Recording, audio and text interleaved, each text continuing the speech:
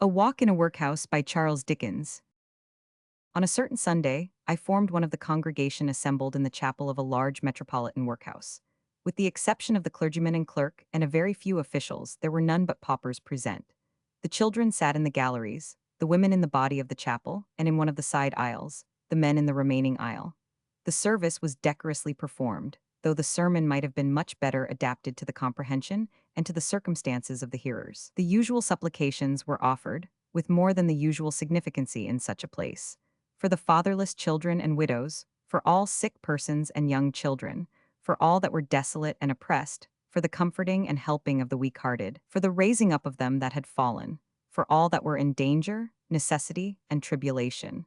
The prayers of the congregation were desired for several persons in the various wards dangerously ill, and others who were recovering returned their thanks to heaven. Among this congregation were some evil-looking young women and beetle-browed young men, but not many, perhaps that kind of characters kept away. Generally, the faces, those of the children excepted, were depressed and subdued, and wanted color.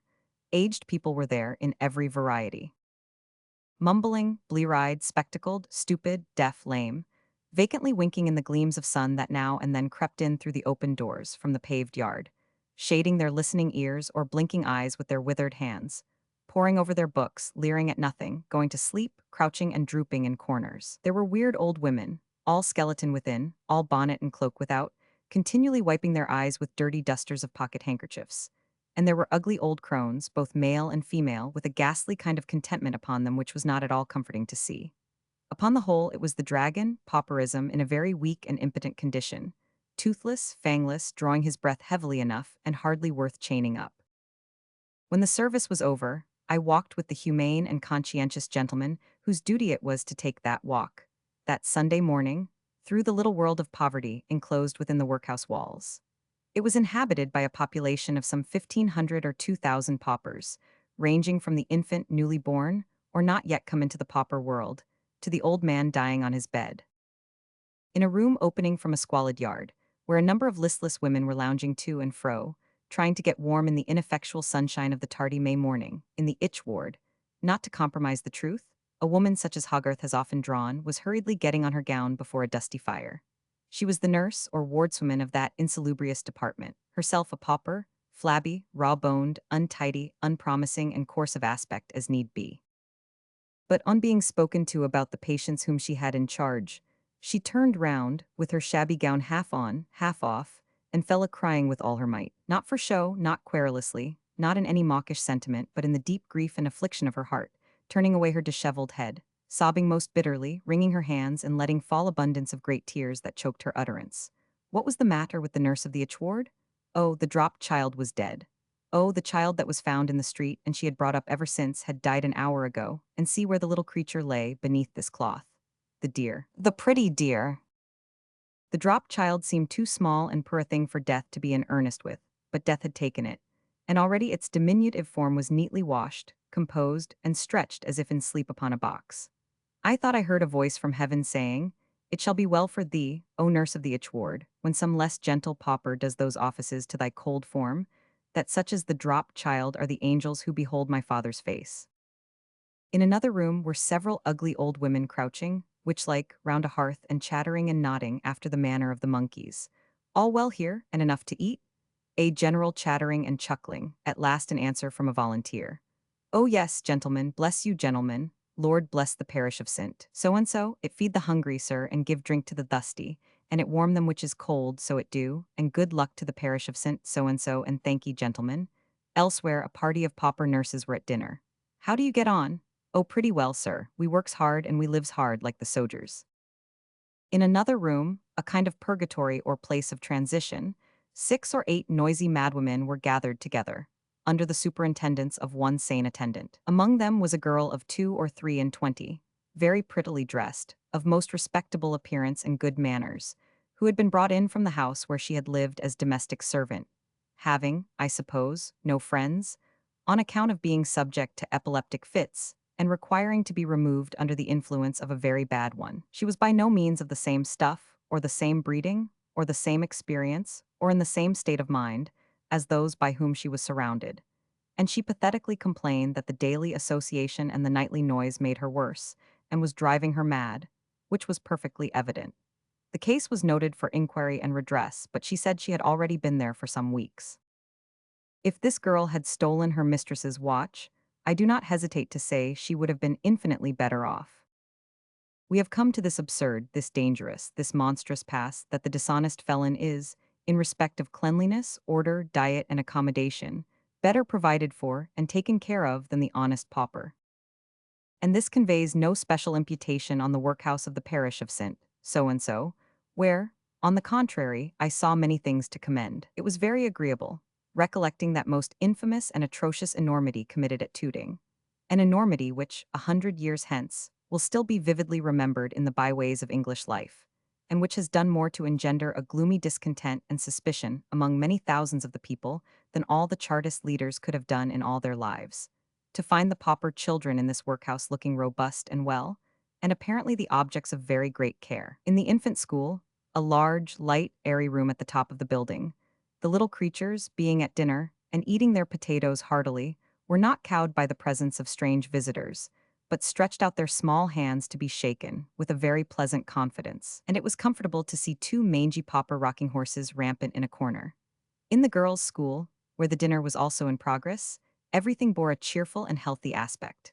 The meal was over in the boys' school by the time of our arrival there, and the room was not yet quite rearranged, but the boys were roaming unrestrained about a large and airy yard, as any other schoolboys might have done.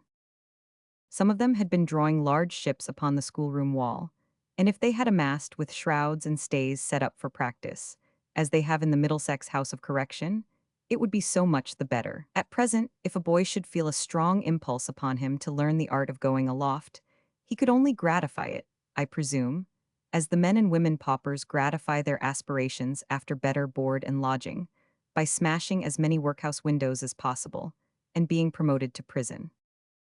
In one place, the new gate of the workhouse, a company of boys and youths were locked up in a yard alone, their day room being a kind of kennel where the casual poor used formerly to be littered down at night. Divers of them had been there some long time. Are they never going away? Was the natural inquiry. Most of them are crippled in some form or other, said the wardsman, and not fit for anything. They slunk about like dispirited wolves or high annas, and made a pounce at their food when it was served out, much as those animals do. The big-headed idiot shuffling his feet along the pavement, in the sunlight outside, was a more agreeable object every way. Groves of babies in arms, groves of mothers and other sick women in bed, groves of lunatics, jungles of men in stone-paved downstairs day rooms, waiting for their dinners, longer and longer groves of old people in upstairs infirmary wards, wearing out life, God knows how. This was the scenery through which the walk lay, for 2 hours. In some of these latter chambers, there were pictures stuck against the wall, and a neat display of crockery and pewter on a kind of sideboard.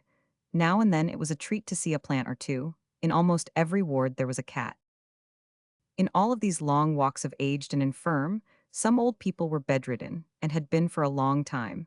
Some were sitting on their beds half naked, some dying in their beds, some out of bed, and sitting at a table near the fire. A sullen or lethargic indifference to what was asked, a blunted sensibility to everything but warmth and food, a moody absence of complaint as being of no use, a dogged silence and resentful desire to be left alone again, I thought were generally apparent. On our walking into the midst of one of these dreary perspectives of old men, nearly the following little dialogue took place, the nurse not being immediately at hand. "It's all well here." No answer. An old man in a Scotch cap sitting among others on a form at the table, eating out of a tin porringer, pushes back his cap a little to look at us, claps it down on his forehead again with the palm of his hand, and goes on eating. "All well here," repeated. No answer. Another old man sitting on his bed, paralytically peeling a boiled potato, lifts his head and stares. "Enough to eat." No answer. Another old man in bed turns himself and coughs. "How are you today?" to the last old man. That old man says nothing, but another old man, a tall old man of very good address, speaking with perfect correctness, comes forward from somewhere and volunteers an answer. The reply almost always proceeds from a volunteer, and not from the person looked at or spoken to. "We are very old, sir," in a mild, distinct voice, We can't expect to be well, most of us. Are you comfortable? I have no complaint to make, sir. With a half shake of his head, a half shrug of his shoulders, and a kind of apologetic smile. Enough to eat. Why, sir, I have but a poor appetite, with the same air as before, and yet I get through my allowance very easily. But, showing a porringer with a Sunday dinner in it, here is a portion of mutton and 3 potatoes. You can't starve on that. Oh dear no, sir, with the same apologetic air. Not starve. What do you want? We have very little bread, sir. It's an exceedingly small quantity of bread. The nurse, who is now rubbing her hands at the questioner's elbow, interferes with, "It ain't much, Raleigh, sir. You see they've only 6 ounces a day, and when they've took their breakfast there can only be a little left for night, sir." Another old man, hitherto invisible, rises out of his bedclothes as out of a grave and looks on. "You have tea at night?" The questioner is still addressing the well-spoken old man. "Yes, sir, we have tea at night." "And you save what bread you can from the morning to eat with it?" "Yes, sir, if we can save any." "And you want more to eat with it?" "Yes, sir," with a very anxious face. The questioner, in the kindness of his heart, appears a little discomposed, and changes the subject. "What has become of the old man who used to lie in that bed in the corner?" The nurse don't remember what old man is referred to. There has been such a many old men. The well-spoken old man is doubtful. The spectral old man who has come to life in bed says, Billy Stevens. Another old man who has previously had his head in the fireplace pipes out, "Charlie Walters." Something like a feeble interest is awakened. I suppose Charlie Walters had conversation in him. "He's dead," says the piping old man. Another old man, with one eye screwed up, hastily displaces the piping old man and says, "Yes, Charlie Walters died in that bed, and Billy Stevens," persists the spectral old man. "No, no, and Johnny Rogers died in that bed, and they're both on 'em dead, and Samuel Bowyer. This seems very extraordinary to him. He went out." With this he subsides, and all the old men, having had quite enough of it, subside, and the spectral old man goes into his grave again, and takes the shade of Billy Stevens with him. As we turn to go out at the door, another previously invisible old man, a hoarse old man in a flannel gown, is standing there, as if he had just come up through the floor. "I beg your pardon, sir, could I take the liberty of saying a word?" "Yes, what is it?" "I am greatly better in my health, sir, but what I want to get me quite round," with his hand on his throat, "is a little fresh air, sir. It has always done my complaint so much good, sir. The regular leave for going out comes round so seldom that if the gentleman next Friday would give me leave to go out walking now and then, for only an hour or so, sir." Who could wonder, looking through those weary vistas of bed and infirmity, that it should do him good to meet with some other scenes, and assure himself that there was something else on earth? Who could help wondering why the old men lived on as they did? What grasp they had on life? What crumbs of interest or occupation they could pick up from its bare board? Whether Charlie Walters had ever described to them the days when he kept company with some old pauper woman in the bud, or Billy Stevens ever told them of the time when he was a dweller in the far-off foreign land called home. The morsel of burnt child, lying in another room, so patiently, in bed, wrapped in lint, and looking steadfastly at us with his bright, quiet eyes when we spoke to him kindly, looked as if the knowledge of these things, and of all the tender things there are to think about, might have been in his mind. As if he thought with us that there was a fellow feeling in the pauper nurses which appeared to make them more kind to their charges than the race of common nurses in the hospitals, as if he mused upon the future of some older children lying around him in the same place, and thought it best, perhaps, all things considered, that he should die, as if he knew without fear of those many coffins, made and unmade, piled up in the store below, and of his unknown friend, the dropped child, calm upon the box lid covered with a cloth.